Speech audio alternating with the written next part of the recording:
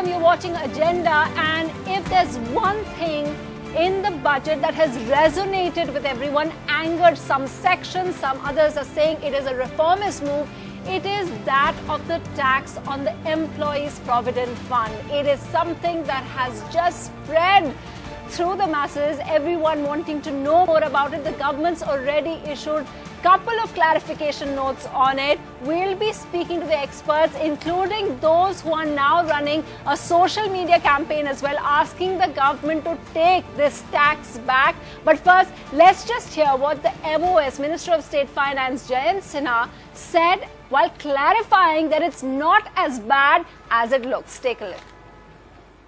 जो public provident fund है, PPF है, उस पे ये जो नया टैक्स का स्कीम है लागू नहीं होगा, वो इसके दायरे के बाहर है। जो हम लोग नया स्कीम ला रहे हैं वो ईपीएफओ यानी प्रोविडेंट फंड और एनपीएस के लिए लागू होगा, और इसमें भी ये सिर्फ गोइंग फॉरवर्ड यानी कि भविष्य के लिए होगा। जो आपने पहले किया है उस पे कोई टैक्स नहीं लागू होगा। Okay, so let me just introduce our panel here. We'll start with Vaibhav Agarwal, who is the person who started that petition in change.org, which is asking the government to take it back. Arvind Gupta is here from the BJP too. He's a number crunching man who will explain how it is not as bad as it looks. Here are the people who are protesting about it. We have Amarjeet Kaur of the AITUC and also another trade unionist. We have Kailash Nath Sharma. He's the vice president of the Bharatiya Mazdoor Sangh. And also joining us, an expert from Mumbai, we have Harsh Rungta, who's a personal finance expert. Now, the government has clarified already that they're saying this won't affect most of the people who are government people, and it is only going to affect, Weber, what the government said, it's only going to affect about 70 lakh people. Majority of the people who are not rich, as they call it, won't be affected. Do you accept these clarifications? I don't accept the clarification. If the government contention is that the government employees are not affected, then that is not the issue. The issue is more with the private employees. They don't have any job security.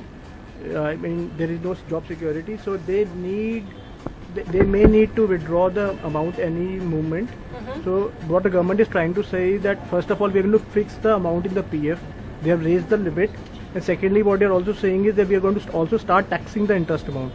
What we need to understand is all the employees invest in EPF under Section 80C. Yes, the clarification is that it's not the amount, your PF amount, but the interest accrued from it, that's going to be taxed. Now we'll get Arvind Gupta to respond to it, but remember, this is a show which should answer a lot of your queries. People have sent us their queries via social media as well. We'll take those tweets to Arvind Gupta, but let's just see what are the problems that people are protesting at. So you're saying that it's not just about government employees, it's about the private people because they don't have job security.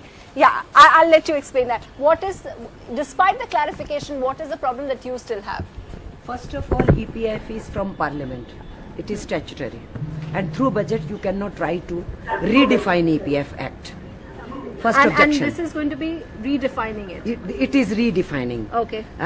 Going out of Parliament and then through budget trying to make amends. Second objection is that 90% of our workforce doesn't have any social security. About 10% who have social security, this is attack on them. Government should have talked about how to cover them and help them.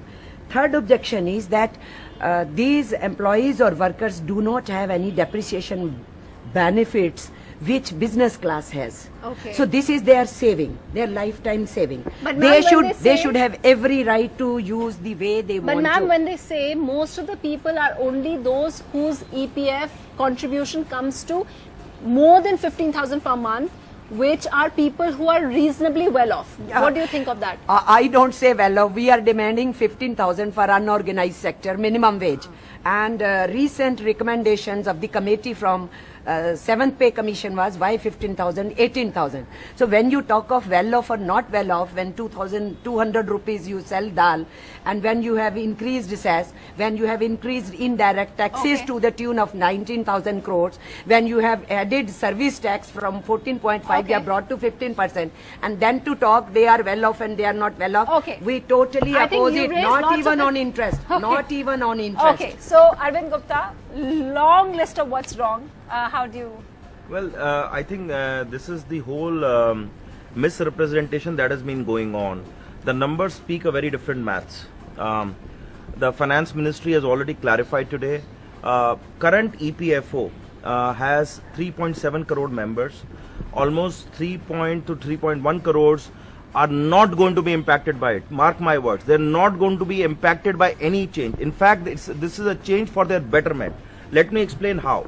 So anybody who is 15,000 or less, right from the threshold of EPF contribution. Yes. Now you please understand this.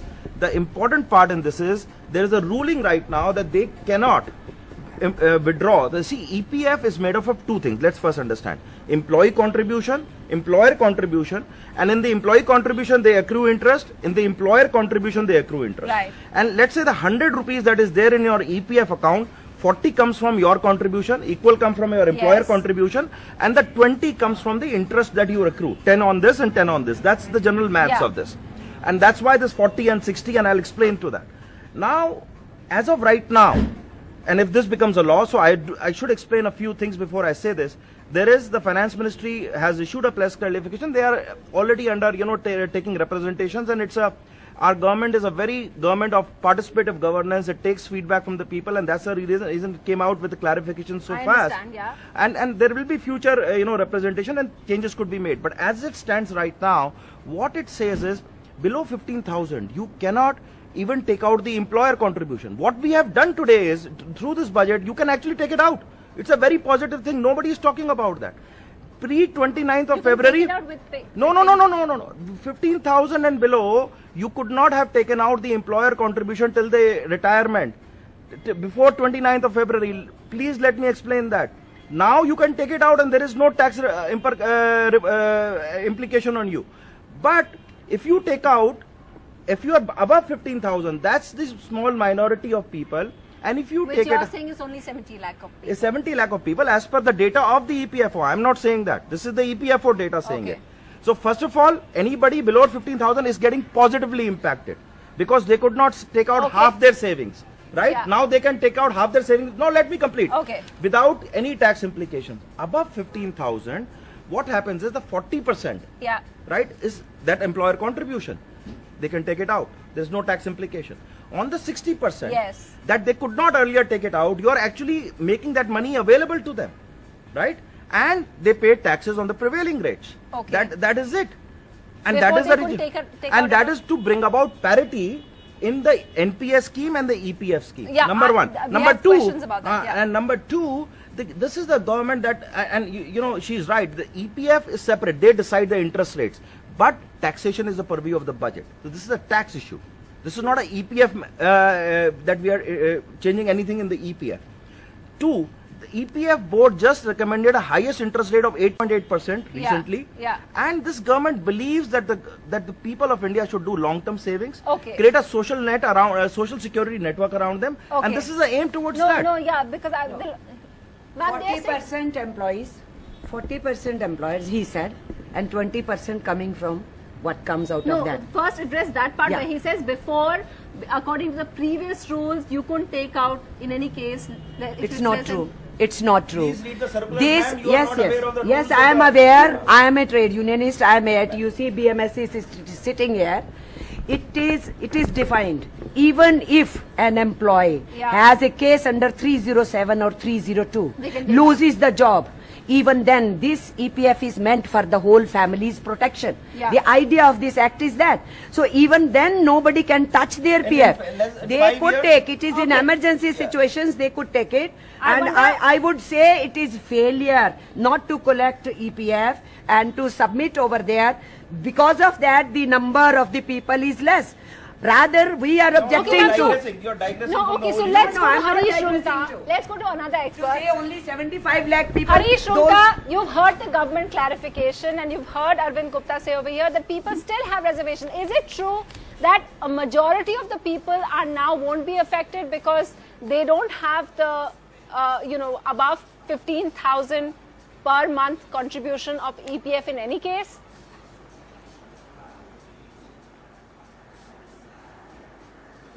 Well, I mean, apart from the politics of this whole situation, one thing and I'm assuming that the data put out by the EPFO is correct. In that case, it's very clear that at least 80% of the subscribers are not affected this way or the other. If we quickly look at what is going to affect the other people, what is the government trying to do, I think what the government is trying to do is saying that when the money becomes available, the PF money becomes available, for those who have a much more sizable corpus, they should use a portion of that to have a lifelong income.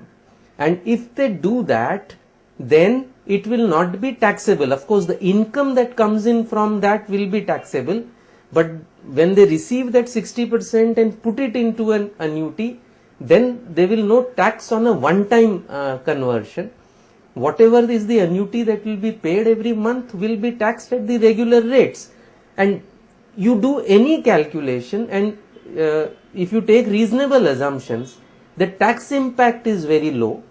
If at all there is a tax impact, for most people there won't be, and very, very clearly this will impart a ability to get regular income with a portion of the corpus that you have worked very hard to get. I think it is a good step, and I think once there is more understanding, the communication should have been much better. It has been sprung upon people without the communication. I think even now, if the communication is better, there may not be as much opposition to it as it currently looks. Okay, Mr. Rungta, yeah. The government is giving the option of investing in ATC, in equity funds and mutual funds and ELSS. Yeah. When there is no capital gains after 1 year. On the this is equity, this is a market link plan, this That's is more true. risky. Yeah. Now what the government is trying to say is that if you invest in debt, which is for the risk averse investor, we are going to tax you again. And that too on the corpus, which can run into 50 That's lakhs. a really good question. How is Why it that, are you the not capital removing? gain- yeah. There should be, if they keep talking about parity between NPS and PF, why there is no parity between ELSS and EPF? Do you want to Have answer that? parity between them also? Which is after 1 year, there's no gains There should be tax. tax on Yeah. ELSS Yeah. also. Yeah. So see, you are asking for more taxes. There is a flatter No, he's tax. saying how come there is no parity on that No, count? there is, on the EPF treatment, it's very simple. As Mr. Rungta also said, that the idea is for a long-term savings, instilling that culture, and for people who want to take out that money from the EPF and invest in a annuity scheme, they are allowed to do that, and that is Okay. still tax-free. So I don't understand why there is a lot of misleading communication Well, around people that. say, Kailash ji आपका क्या प्रश्न है सरकार से? उन्होंने बहुत सारे clarification दिए, अरविंद जी ने भी दिया, आपका फिर भी क्या डर है आपको? सीधे मतलब जो पीएफ होता है जी, ये कर्मचारियों के परिवार के लिए होता है। शादी ब्याह आ जाता है, किसी की डेथ हो जाती है, इंसॉल्वेंसी आ जाती है, और तमाम से बीमारी खासतौर से आती है, उनमें ही कर्मचारी पीएफ को निकालता है।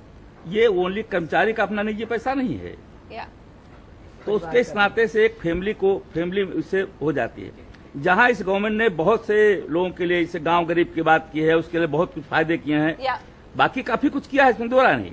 लेकिन बंद- इसमें हाँ, so many people want to know what happens when you instantly want to take out for emergency like weddings or like illness or And whatever. see, and that is what the data is suggesting. Will that be taxable? No, that's what the data is suggesting that, right? The portion of people in that category is less than 20%.